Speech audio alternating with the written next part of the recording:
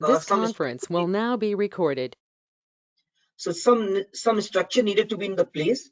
So as I said, it was district 30 district across different parts of Karnataka. More than 10,000 people were registered, and that is how we came with some plan how to make a structure out that. Okay, so what we did basically, each a district were categorized, and I will talk little more on the Bangalore urban district, which I was directly involved. So, and this structure was replicated across all the districts of the Karnataka. So for Bangalore urban district, basically we segregated from the DCP, I'm a district commissioner police kind of zone wise across whole Bangalore, and which I mean to say like Bangalore South or Bangalore North or Bangalore Southeast kind of thing. So that was one structure, and under that we were mapped each and every police station. Like if I take about my area, Bangalore Southeast, there are 11 or 10 police station, and each police station was assigned a police basically a police supervisor. I mean to, yes, police supervisor. It's not really police a person, it's a basically a zone kind of thing. So we made it as a little structure with the DCP, with the police station. And when each and every people were registered as a volunteer, they had their address. Based on their pin code and address, we mapped each and every volunteer under each specific police station, which is the lowest entry, okay, which is Bangalore and across different districts of the Bangalore.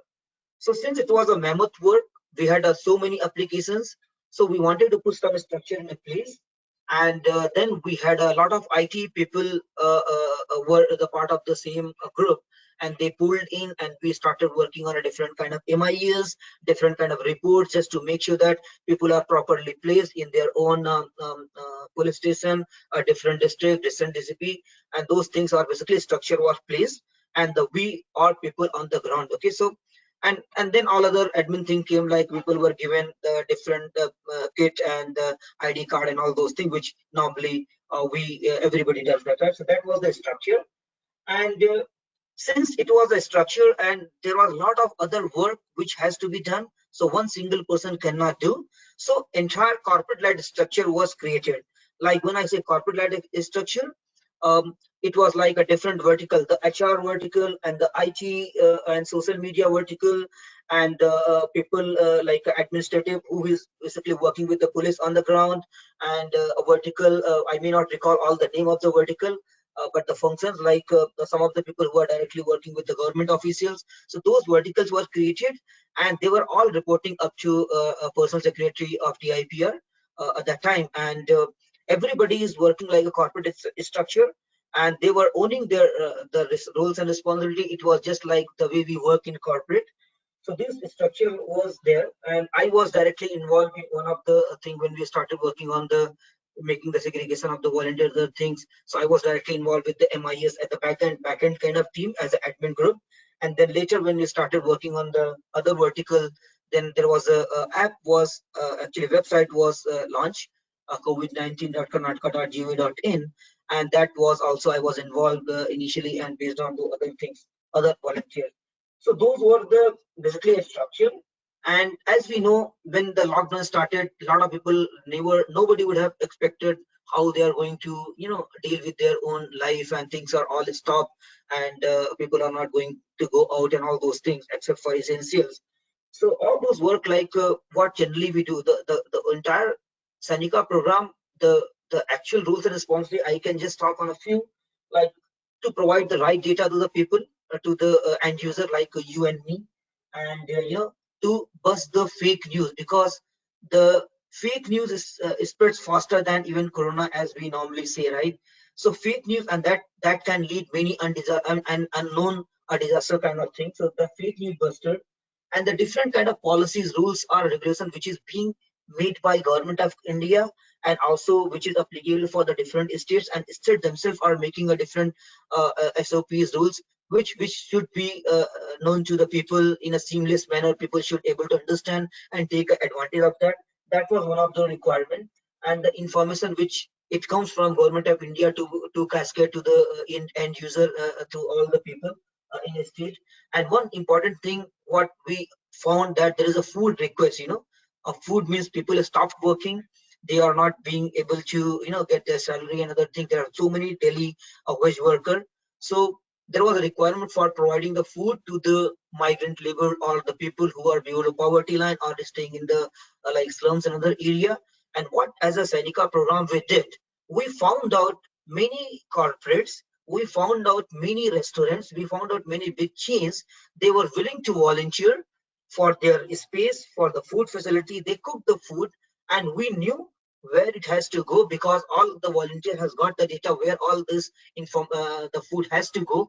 And we were able to map, the back end was continuously working with the input of supply of the food and where it has to go. So those things were matched, and we were able to supply the food to the many migrant labor, and the migrant labor were kept on a different shelters across the Bangalore.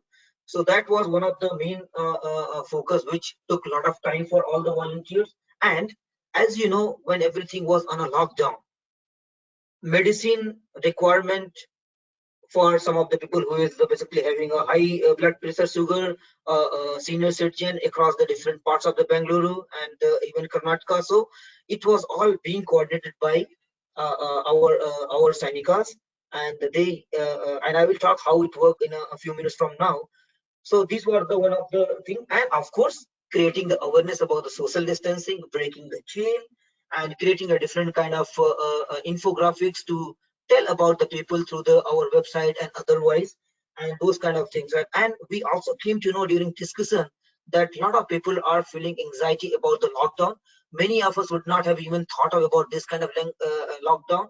So we basically tied up with the Neemhans, and they came with some of the dedicated helpline for a daily counseling kind of thing, that people can uh, talk to them, and they can give a counseling, they can make them understand, and those kind of thing. So that was also one of the initiative. And how it basically worked, so 30,000, I think 30. Yes. Kamesh, Yeah. yeah, we have other speakers. We'll be running out of time as well. So what I suggest Okay. is we need to quickly wrap up your part, right? Yes, What we I'll can just do take is we 2-3 can minutes probably more. leave. We'll get a few people to ask the questions, and probably we can cover some of these things at that time. Otherwise, All right. we'll end up running short of time for the other speakers, and we might not be able to cover all the topics. I get that. I'll just take 2 minutes, Srikanth. So thanks for that. Okay. So how it works basically, so a lot of people, everybody is posting their requirement or the questions and the things on the Telegram or the Twitter or the basically Facebook. And they are basically a core group who is taking those information and passing to the Sainika group. And those Sainika groups is picking the request based on the location, zone, and other thing, and it is going to those particular group, and they are handling it out. And once they are handled, basically they are reporting back that things has been done. So this was the actually a model. And there was the Soha helpline. I will not talk on that. We'll take some more time, and then we can talk on the questions. So I'm done, Srikanth. I'm done, Srikanth.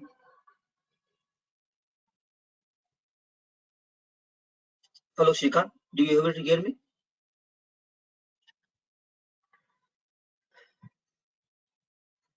I think Srikanth, we Yeah, are I'm done. unable to hear you. Yeah. Yeah, Srikanth, we are unable to hear you. Okay, go ahead. I'm back again. Am I audible? Yes, now you are. Okay.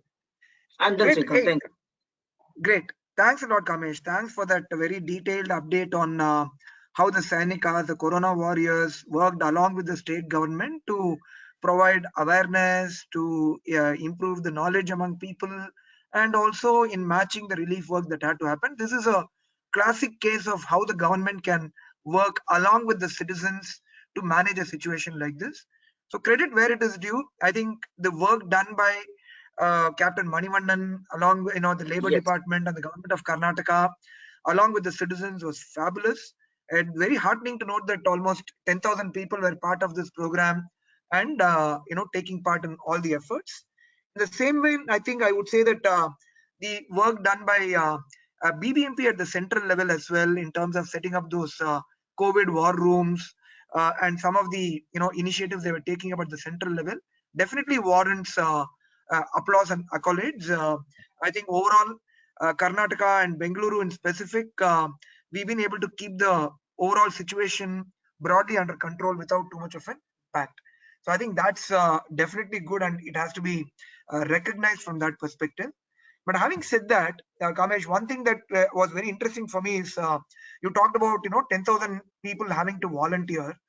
Yep. But one thing that I keep thinking is we have 198 wards in Bangalore. If we had actually had ward committees and area sabhas constituted, we would have had at least about 100 to 200 people active in each ward. That actually would have given straight away some 20 to 40,000 volunteers, and ward level volunteers specifically identified. And I believe the program could have been even more effective with that. Unfortunately, in a city like Bengaluru, despite 25 years having elapsed, we still don't have proper ward committees. We still don't have proper area sabhas constituted. And one prominent thing, while I think the state government has been doing its job, the BBMP at the central level, the commissioners, the zonal commissioners, the special commissioners, the mayor, they've all been active. I think the one segment that's been prominent in its absence are the bunch of corporators who've not really been active on the ground, at least in major areas. So we don't want to go too deep into the politics of that, but I think that system could have been a lot better. And no better person to talk to us than Mrs. Katyayani Chamraj. Mrs. Katyayani, ward committees and area sabhas, if they had been existent, do you think the whole relief efforts, the whole disaster management, could it have been better managed? Probably time for you to chip in with your thoughts on that front. Yeah, good evening, everybody. Am I audible? Yeah, you Hello? are. You are audible, Am Mrs. I Katyayani. audible? Please carry on. You are. Yes. Please carry on. Yeah, okay. Okay. Thank you, Srikanth, for inviting me here today. And I think I must applaud Mr. Rastogi's efforts. And I can see that it was not at the ward level. I think the police station or the police officers were managing this entire thing at that level. I don't know whether it was at ACP level or SHO level, but they are not, I think, the proper forum to be handling this task, because it really requires the involvement of the local elected representatives and the local citizens in a structured and organized way. So while I appreciate what has been done with the 10,000 volunteers, just as you said, they should have been involved ward wise, which is an area that is overseeable, and it's the corporator who should have led the whole thing. Because if you have read about Kerala, uh, the success of Kerala is because of their from the state level to the district level to the ward level, the organized and structured way that they have been working. So and I will just tell you some statistics about Kerala. They have 941 panchayats, and they had 200 volunteers in each of the panchayats. And in the 87 municipalities that they had 500 volunteers. And in the 6 corporations, they had 750 volunteers.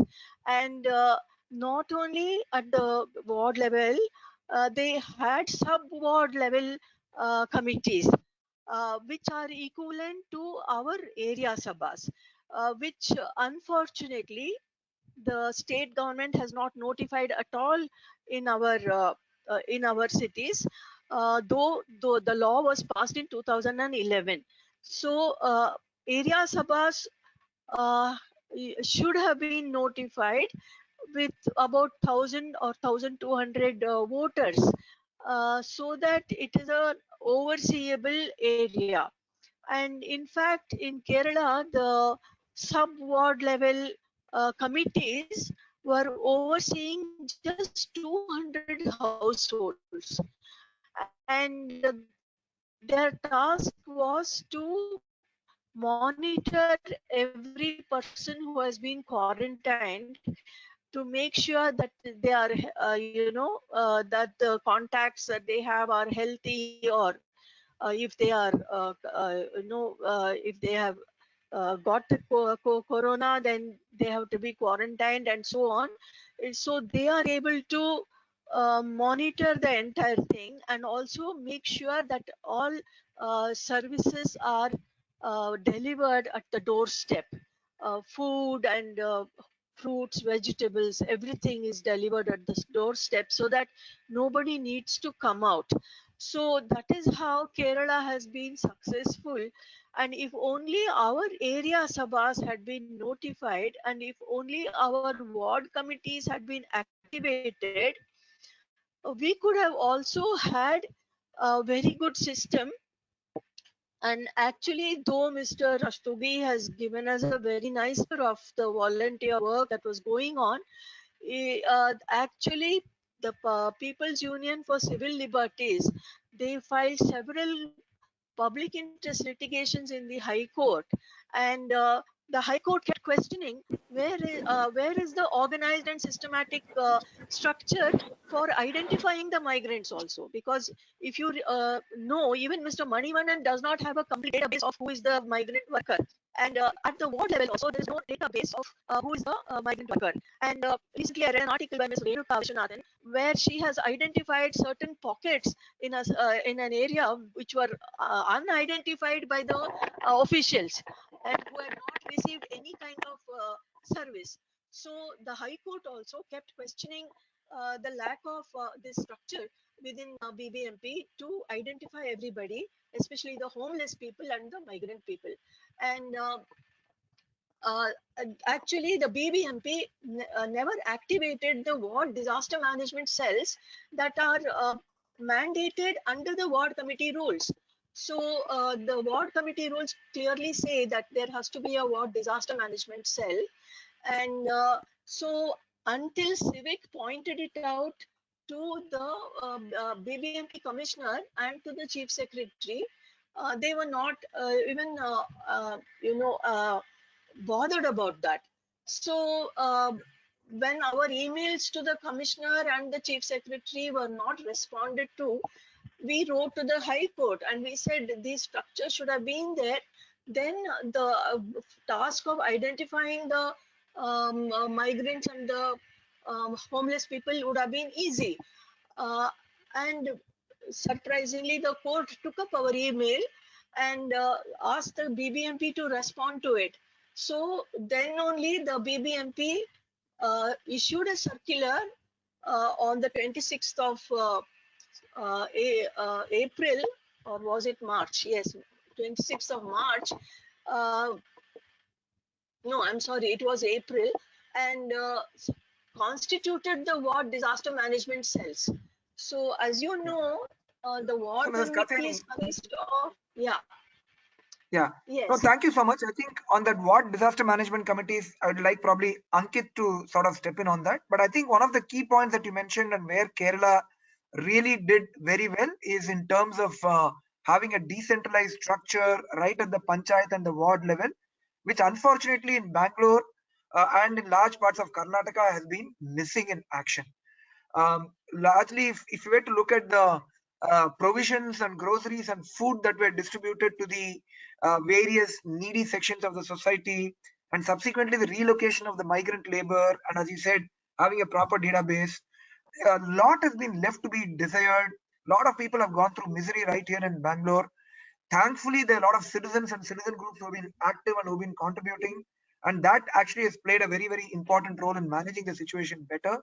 So I think it's very important that we have a decentralized structure. And very interestingly, a situation like this has thrown up the concept, as you said, ward disaster management committees. And thanks, Mrs. Katyayani, for fighting so much for trying to get that in place. And now, it's beginning to be put up in place. I would request Ankit Bhargav to sort of come in here. Ankit is from Sensing Local. We've been working on a lot of urban governance and urban infrastructure related issues. Ankit recently wrote also about the role of ward disaster management committees and their importance. Ankit, can I ask you to just keep it very brief, probably 5 minutes brief on what are ward disaster management committees and what role are they supposed to play? Okay, thank you so much. Thank you, Srikanth, for getting us in. Thank you, Mr. Rastogi and Katya ma'am, obviously you have been behind actually the High Court making the circular to ensure that ward disaster management cells come about. So I think Katya ma'am already mentioned that now on as of April 29th, they have already come about. Every ward is supposed to have a disaster management cell. It is one of the 18-point mandates of the ward committee. And as per the circular, there are also supposed to be 13 other representatives of the government that are supposed to be on it, which includes the local primary health doctor, area Sabha representatives, NGOs, and others. Now, what I want to actually talk about is two things. One, I will very briefly talk about the 13-point mandate that is there in the circular, as well as some of the points that have come up that are missing from the circular when we look at it, and the kind of structure that we had proposed in the first week of April for the functioning of the disaster management cells itself. So basically, the ward disaster management cells, as per the circular, have 13 points as the mandate. They largely have precautionary measures such as marking of 1 meter boundaries in the shops, communication about social distancing, moving vendors to playgrounds, and monitoring large gatherings. That is point number one. Second is cooperation and planning for containment zones, buffer zones. The third is providing planning and relief for water, food, shelter, all of that, and coordination with NGOs. The fourth is actually effective waste management, which you're already seeing as a crisis of building up. And the fifth is looking at healthcare measures such as spraying disinfectant and other things within ward boundaries. Now, if you look at most of these things, and if you also correlate that to the commissioner's note itself, we see that most of these things are very like haphazard. They're very arbitrary. They're just 13 points that have been listed by somebody without taking into consideration that COVID is actually a developing issue. Disaster is a progressing issue. It doesn't stay in one place. It's not just immediate needs of looking out for people who are coming from outside, marking 1 meter zones, and etc. But actually, we need to look at how it moves from different kinds of phases. And I will be talking about how disaster management needs to move as things get hit. We need to be precautionary about it. And then when things get hit, we need to manage that. And after they start recovering, we need to continue to make sure that they don't go back to that state. So these 4 or 5 points that you see are very, very basic points that have been listed in the circular. And if you look at the commissioner's own note, which makes disaster management cells a central part of the sort of support by the government, we don't see them playing a role at all, as Katyani ma'am has said. They have been completely disregarded. So some of the things that we have been told from the ground is that relief also has been highly politicized. It's MLA people putting their photos on it, etc. And a lot of people being left out. There are specific issues such as senior care that are not talked about at all, impact on businesses and their coping mechanisms. People still don't know how to move around safely and use public spaces safely, what they should be doing. At the same time, effect on education and crime that has also come up in certain wards is not being spoken about. Now, so these are like many, many things that are being left out as we are looking at this as a progressing issue. Now, as you know, many experts are saying Ankit, sorry to interrupt. In case you want to share an infographic, you've been made the presenter. Okay, thank you so much. I think since it's brief, I will try and see what I can do. I will see if I want to use that. Okay, so as I was saying, so the mandate has been limited and there are all of these things that I spoke about that have been missing. So all the experts are saying that COVID is here to stay, right? So we need to really be preparing for this in a long-term way, systematic way, and not just addressing the firefighting needs of today. What we had also actually tried to put down sometime when this issue started off was that what is the framework around which we should be thinking about disaster management cells, and so that the allocation for the functions of the disaster management cell can happen. Because there was actually not a single line written about what these cells should be doing previous to this. So as per the National Disaster Management Cell Framework, there are 2 things that we have broken down into. One is all the strategy and the planning responsibilities for the cell. And secondly is implementation and monitoring responsibilities. So I will speak first about the strategy and planning. There are 4 stages to any disaster management. One is preparedness. So all the things that you do before the crisis hits. Second is response. This is the activities undergoing immediately following the disaster. And that's largely devoted to reducing life-threatening conditions so that people don't die, people don't go hungry, people don't suffer. Third is recovery, that now that parts of the wards don't have these cases anymore, how do you get normality, normal life back slowly and safely? And the fourth thing is mitigation. That is sustained activities that are undertaken in long term after one ward is after a disaster takes place, so that we are prepared for things to come. This is the framework under which every single activity at the city level or the ward level should have been communicated and acted upon. Right now, everything seems to be response related. There was almost nothing before and after in the way that the public understands it and can behave accordingly. So now, in order to implement it in this manner, we had proposed 7 to 8 different points. One was that because the onus of the disaster management cells again lie on the same government officials that were otherwise responsible for ward committees, they are too busy or don't have the technical expertise to manage this big problem. Nor are the citizen members who are part of the ward committee being able to take the monumental load that itself the ward committee brings. So you need to have 2 or 3 professionals who are good with data, good with coordination with communities, that can become permanent part of the disaster management cell, because it's a very specific task that they need to be fulfilling in a very time-bound manner. The second part is all these volunteers that were coordinating through various NGOs, various different systems, should have been anchored at that ward level, so that local management of the local areas would have been easier, as Katyani ma'am already said. So recruitment and training of the volunteers should have been a part of this.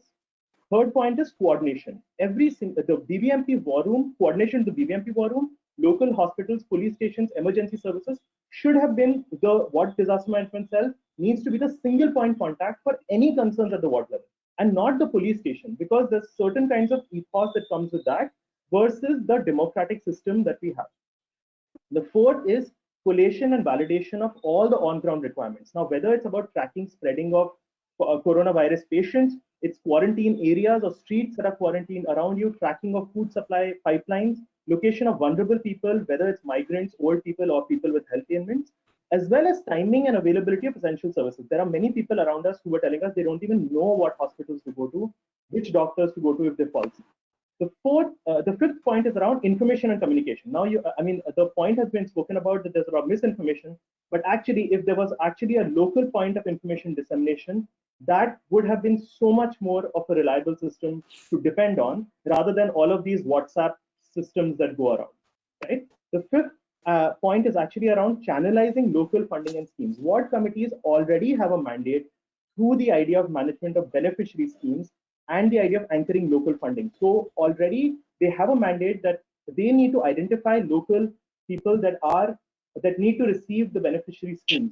That should have been extended, that can be extended to the ward disaster management cell, and everybody that needs support can be actually mapped, that database can be created, and needs to become the place at which we know that continuous support is available to them, not in this sporadic intermittent way that has been actually right now, but there has been no certainty. The last point of all of this is the identification and allocation of infrastructure for temporary disaster relief centers. Now, this is also for current staying of migrants, like migrants are right now moving around from waiting outside police stations to actually being huddled inside BIEC. And this is what the state of it has been. It should have been actually at the ward level, there should have been centers where people can be asked to stay there in a safe manner and be provided all the medical support, food support, communication support that they need, which was not available to them. But also in the developing state in the future, we need to also do vaccine distribution and other mass distribution and other things. The ward disaster management really needs to be the single point access and support system, rather than the plethora of actors that are providing support. We don't know who to depend on. So this, I would like to end here. And I think you have already shared the article. There's actually a nice diagram out there, which we had also conceptualized. If you just move down the article, there's actually a diagram also of the system, where the disaster management cell is part of the ward committee, as you can see, but it is a dedicated cell doing coordination to the top and at the bottom. And this is the place where both public services and private services come together towards the kind of support that we really need to do at scale, in a very continuous and systematic manner. Yeah. No, sure. Thanks, Ankit. This was really helpful. For people who need to know a little bit more about what just Ankit talked about, I sent a link on the chat window. It's an article that Ankit has posted on Citizen Matters. It talks in detail about what role and what function what disaster management committees can perform. On that note, I would like to invite Meenakshi Ravikrishna. Meenakshi is from ward number 111, Shantala Nagar, right in the center of the city.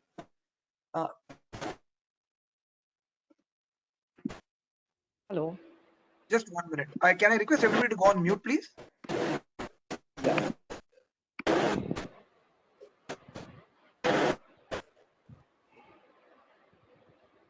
Yeah. So on that note, I'll like to invite Meenakshi. She's from Ward 111, Shantala Nagar. She's been very actively involved in her ward in a bunch of activities, including solid waste management and other activities.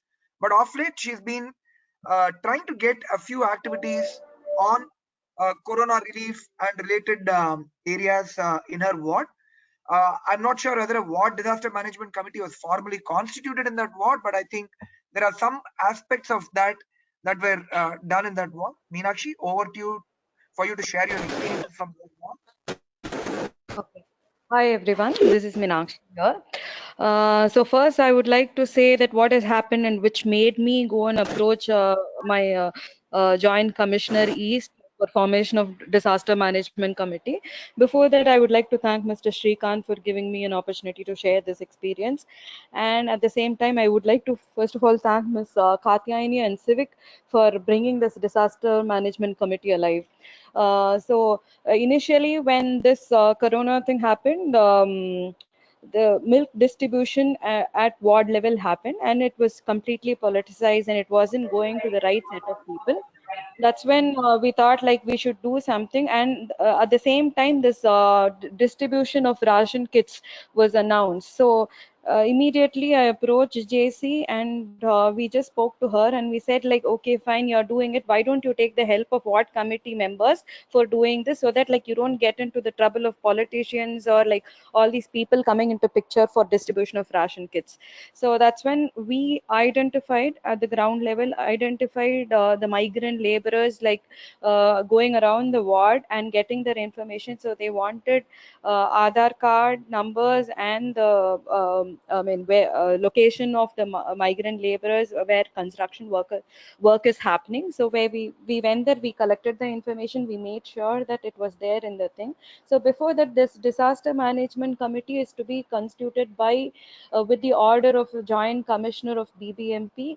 So she has to give a written notification to the ward chairman and also to ward secretary to constitute one disaster management cell, which will have different people from different departments. Like we had our first disaster management committee meeting on May 11th, and we had people from police department and BBMP, BESCOM, BWSSB, solid waste, BBMP, solid waste management, and also National Health, Resource, NHUM, sorry, urban management, doctors from there, and also our MOH, part of our disaster management cell. So first, when we went there, nobody had any clue of what is disaster management committee, why we are even here. Just because like somebody pushed to happen, it was there, and I mean we were there, and what we did was like since we didn't know what to do next, we just thought how we can at least at the ward level manage food for migrants and also any other people who are like homeless. So homeless people were identified, and there was like a hostel in on MG Road, and they were all sent there. And after that, like we prepared uh, posters which are put up on the shops at the ward level and at various public places to create awareness on wearing a mask and social distancing. And after that, like we are trying to distribute masks at the in slums, so that like people, and at the same time importance of wearing a mask and also maintaining hygiene while using a mask. And apart from that, we in fact like informed the people about what to do in case like if they have, I mean there are the fever clinics in our ward, and also fever clinics and at the institutional quarantines which are there in our ward level. Like we have like government quarantines and also private quarantines, that is like hotels and hostels, government hostels. And we could see, I mean we went and visited those government quarantines places where to make sure whether the arrangements were made. But to our surprise, actually, like it wasn't like the way it should have been. So there were no police personnel to to control the crowd, like the people, the number of people were like so much, and the doctors, they had to manage all this. So initially there are like a lot of hiccups and nobody has any idea of what we have to do. So basically what I was just like, I had come up with a list of points. So we have to mitigate all these issues in the future. So we have to have ward level helpline or control room. As I just heard, I mean, a couple of days back, there is a BBMP disaster management cell control room, and in the head office at 3rd floor. So where they take care of all these calls and everything, and we have to identify the NGOs volunteers at the ward level and bring them under one umbrella and identify the donors and also the beneficiaries at the same time. And especially at the end of the day, I realized that data is very crucial here, where we have, whether disaster management cell is an ongoing thing, whether it is going to be a corona or anything. So we have to be prepared with the data. So data is something which is really crucial to have work efficiently in a disaster management cell. And call for a centralized meeting where the JC will be able to do when we have the data with us. And the one thing which we could have done is, where BBMP engineering department has got all the data of construction work happening in our ward, where we would have been able to manage much better if we had the data with us. And also I just thought, like, there is something called a disaster management workshop which is ongoing, which can be, where the directions can be given from by the there is something called Karnataka State Disaster Management Authority, which is mandatory for every state. And it is it prepares the state disaster management plan, which has to issue guidelines to district disaster management plan, where we all come under. And the workshops has to happen at least every quarterly. So this is what I've learned from this disaster management thing. So though it is vague, we are trying to build something on this and try to work efficiently. And also at the same time, we have lot of challenges here to identify the I mean, there was in our neighboring ward itself, there was a it's a containment zone right now. So we did not know what to do after that, since we are this close by.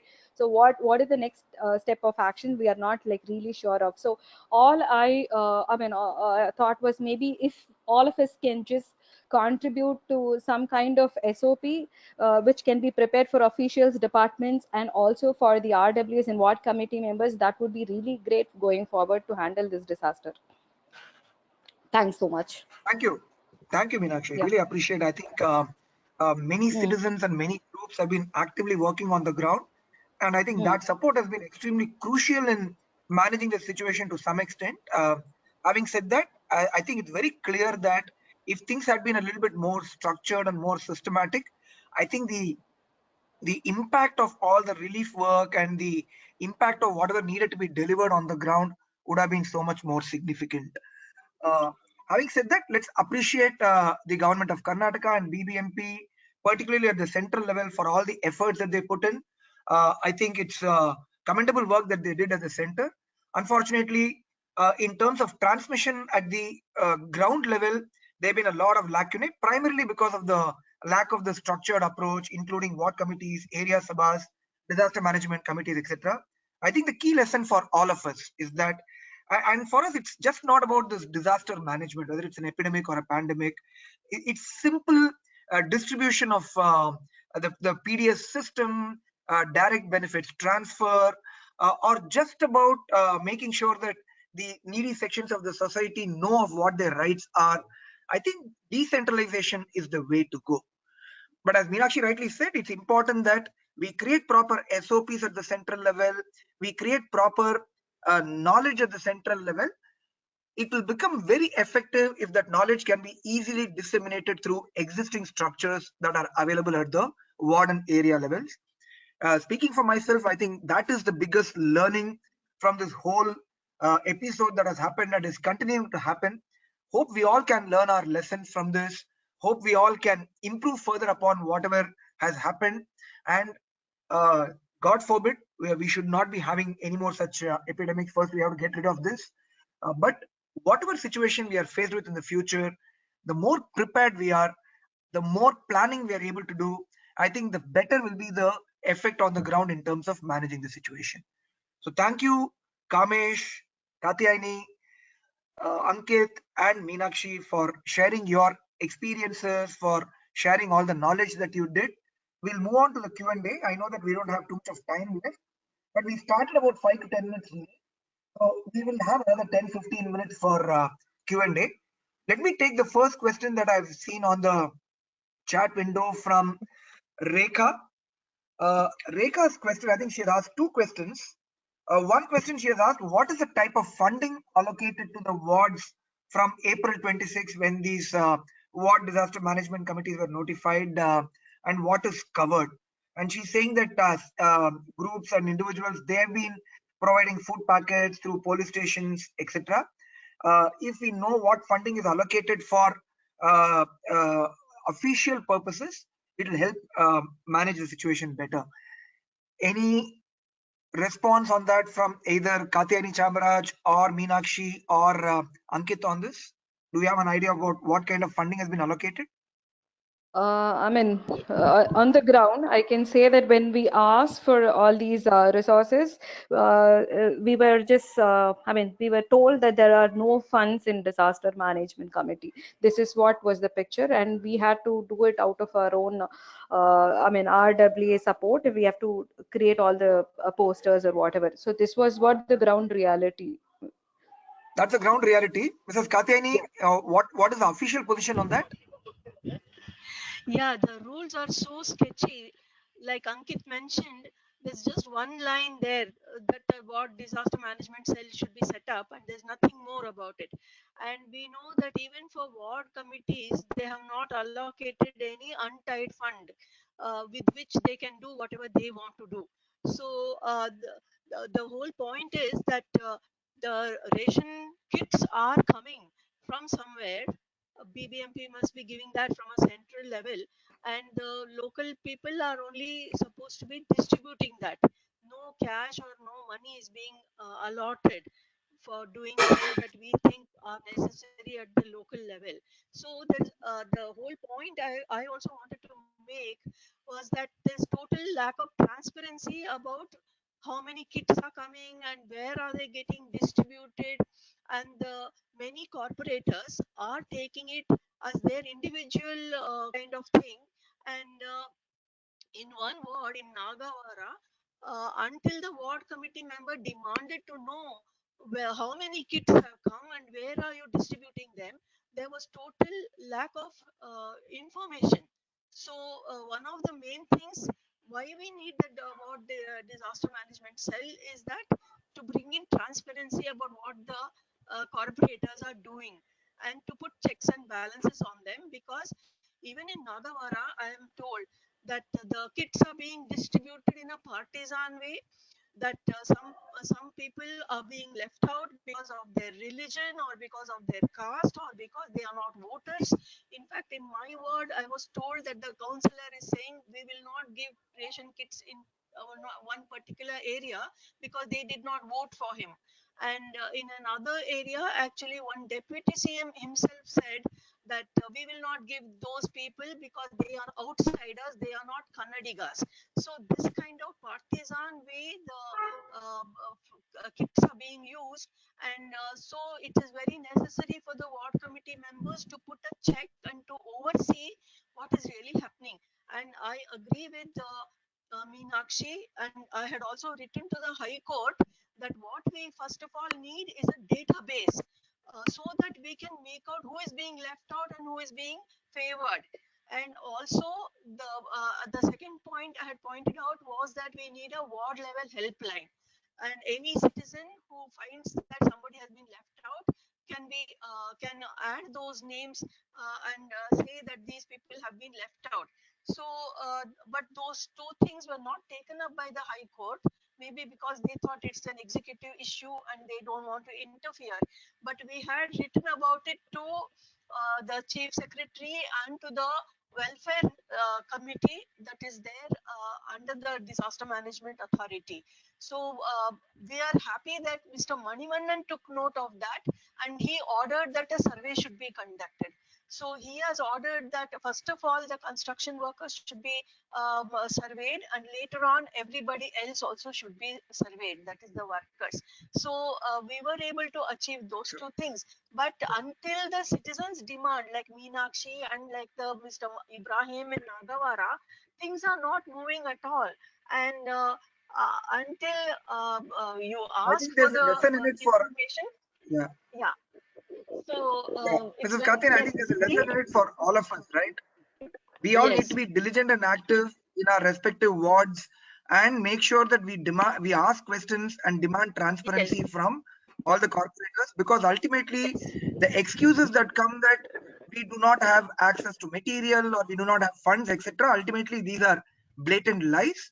uh, Ankit, you want to add anything further on top of that? Yeah, I just want to say that the ward disaster management cells have actually been left at the mercy of the corporator. And in the many wards that we have been spoken to, there are many people who have been part of the ward committees or people who are coordinating with the corporator. And it's really about his whim and fancy that such a cell is set up, which should not be the case. I mean, this was an absolute disaster. And yet we don't see the corporators actually taking the onus of taking that responsibility. The second thing that I want to say is that I have been in touch with groups that were supplying food, and they were supplying small amount of food, and they were asked to deposit it at the police station. And from there was dispatch happening. So as Katyani ma'am said, there was zero transparency of people knowing how much of food to produce, how much of support can they give. There's actually no way that people at the bottom level can know how they can contribute to it. How is my ward doing? How many people are suffering around me? What can I do? Right? Second thing is there was no standard protocol to maintain safety of food. God alone knows if they were all itself becoming super spreaders. So this is all because we don't have an institution that is objective, that is standing and just doing the job in a non-political way, who is transparent, that shares all the data with people, and the people of the ward who want to know what's going on actually come to know and can participate in a very robust way.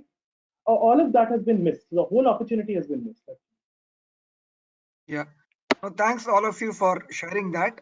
I don't want to sound, either I don't want to put an ironies or humor in this, but I can't, but do this. I think if there is one disaster which is bigger than COVID, it's actually ward committees and area sabhas. They are the biggest disasters that we have. If they had been functioning and if they had been properly in place, and if we had competent people with proper intent doing that, I think the whole relief exercise, the relocation process, everything could have been handled so much more effectively and efficiently. The heart only longs for what could have been in such a scenario. So much of misery and suffering could have been avoided. Yes, I think at some basic level, a disaster like this does pose a lot of issues, without any doubt. But ultimately, in terms of the way we respond, I think it just shows glaringly how unprepared, unplanned we were, and it's all our own making, unfortunately. And I wouldn't want to put it just down to the politicians. I think there is a lesson in it for all of us as citizens. I think we need to be a lot more vigilant. We need to be asking a lot more questions of our corporators and ward committees.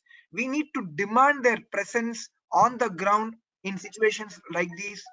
That's the way we can actually bring governance properly to the city. I think that's been the biggest learning for us. Um, there are a couple of other questions that have come from Rekha and Anand also. I think it's broadly on the same lines. I think somewhere there is this whole thing around construction workers, migrant workers, other workers. There is a general sense that probably one category, probably construction workers alone, or the migrant workers as a larger group alone are being taken care. But what about the entire workers community? Clearly, we do not have just migrant laborers or construction workers in the city. We do have a lot of domestic help and other lower strata of the society who are also in need. The question is, has there been a bit of an overemphasis on a particular type of worker community, or do we believe that relief has reached different sections of the society? Again, people who have been active on the ground, Kamesh, Meenakshi, if any of you have idea on that, that'd be useful to share? No, I can from my side I can say there was as far as my experience goes, there was no differentiation between workers. It was a workers means migrant labor does not mean that only construction worker. And whatever it was done, it was uniformly done for all the laborers class.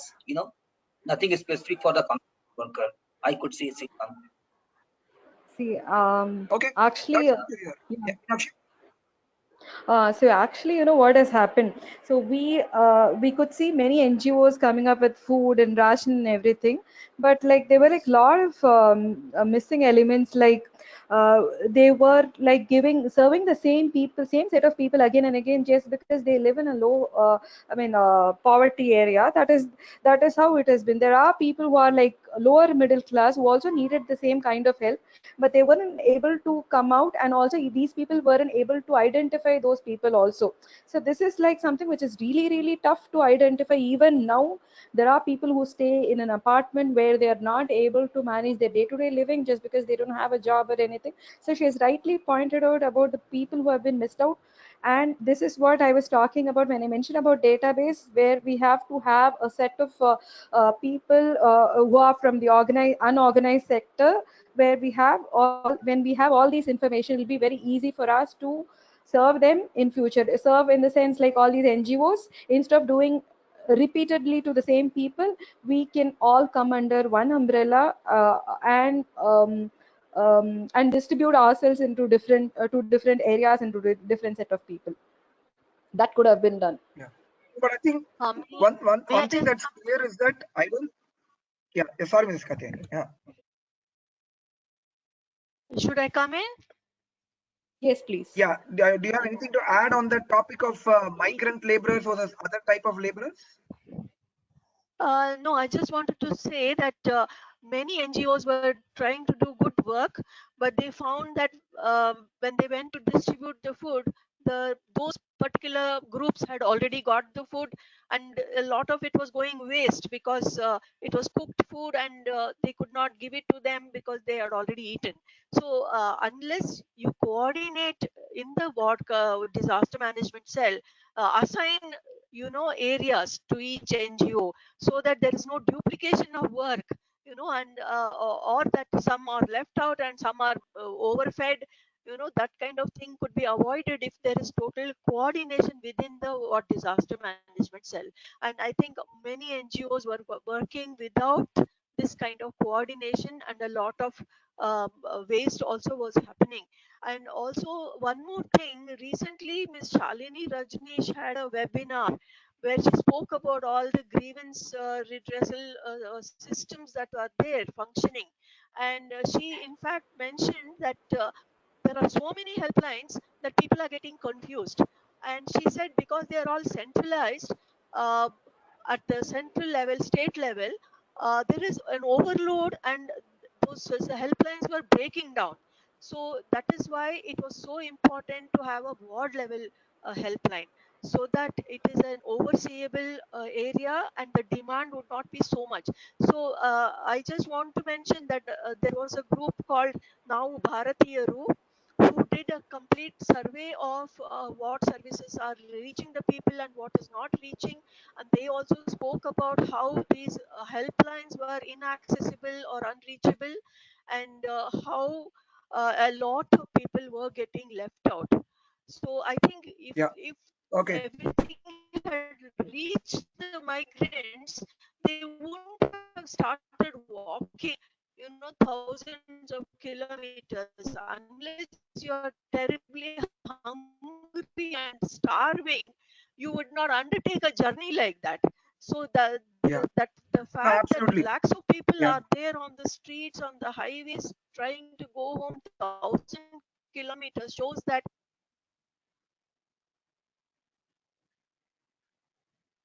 Yeah, no, thanks, Mrs. Katyani. I think you've gone on mute, but I think the point is well taken. One thing, even I would like to say, even a lot of teams from BNP from across different wards were involved in supplying provisions and relief material to various people. I don't think on the ground anybody was doing any distinction between construction laborers or migrant laborers or domestic help, etc. I think people were just finding localities where there was a need and then going and supplying whatever provisions there. I don't think there was any distinction or discrimination made. Of course, the bigger issue was, since there was no ward disaster management committee in place, or we didn't have any central coordination by the ward level teams, I think there was a lot of duplication of effort that was happening. The same set of people were receiving relief material again and again. So that coordination, I think, took a lot of time to manage, and the casualty as part of this was many of the people who didn't receive relief material took to the roads to sort of go back to their hometowns. That is indeed the tragic reality. But otherwise, I think probably there could have been a media creation around more focus on migrant laborers, because the issue of people walking on the streets would have, was probably creating a lot of TRPs for them. So they probably kept on showing that. But at least speaking with our limited experience, I think we can safely say that on the ground, at least citizens and citizen groups are definitely not making any distinction or discrimination. Yes, I think a few politicians again might have started playing truant, catering to their known vote banks, etc.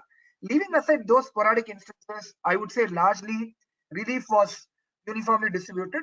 As Katyayani Chamraj said and the others said, coordination was definitely lacking. There could have been better planning, better preparedness, better coordination, but those are different issues to be covered. I think Ram Ramaswamy has a question. Can there be a 5-point, kind of a snippet to prepare ourselves better for such a mishap of distribution happening? What I would suggest is probably after this call, we can get somebody to just draw up a list of points. I think Ankit himself had made some of those points as part of the Ward Disaster Management Committee roles and functions. So we can summarize that and probably send it on all our groups as well. We are also running short of time now. We'll take one last question on the chat window if anybody has. Otherwise, we'll bring the session to a conclusion. And of course, we again apologize, and Captain Manivandan himself has apologized, saying that there was a last minute requirement for him to go to the airport to oversee domestic passengers receival in Bangalore. He has promised that he'll make up for the session some other time. So apologies for any inconvenience for the people.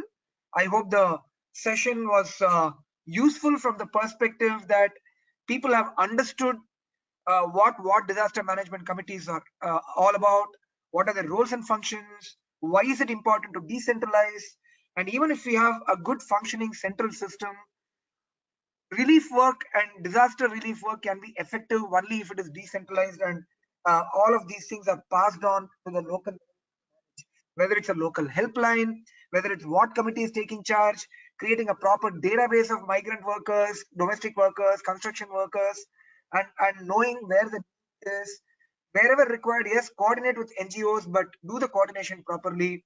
I think these are a lot of lessons for us from the situation that not only we have gone through, but we are still going through, and hopefully we'll be addressing these issues on a go forward basis. Thanks once again to Kamesh Rastogi, to Katyayani Chamraj, to Ankit Bhargav, and to Meenakshi Ravikrishna for sharing their experiences. And thanks to all of you who participated in this call. Really appreciate the time spent. Thanks and good evening. Yeah, thank you, Srikanth, for giving us this opportunity. I just want to add one thing, that if all of you can give your comments about SOP on how the ward disaster management cell should function, we will be compiling that and giving it to the government. So I welcome all inputs about the SOP, the standard operating procedure for the WDMC.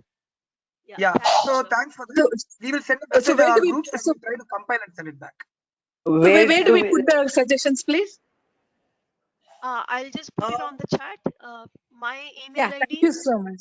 Yeah. Thank you. Thank you so much. You guys have been doing a great job. Thank you. Thank you. All right. Thanks a lot. Yeah. Thank you so much. Thank you. Thank you. Thank you. Bye. I will send a message on our groups and ask people to send them. Yeah. Thank you. Yeah, thanks all. If you can send them my email ID. Yeah. Let's wait till Katyayani ma'am posts the email ID, please. Yeah, Mrs. Katyani, can you write down your email ID? Can you write down your email ID on the chat window?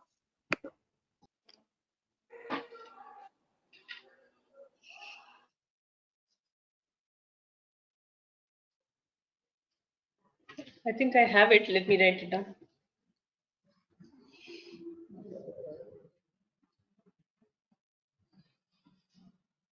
Yeah. She has put that there. It's kchamaraj@gmail.com.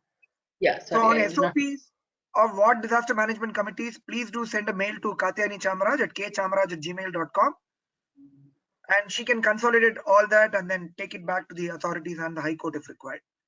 Thanks once again to all of you. Have a good evening. Bye. Yeah, thank you. Thank you. Thank you.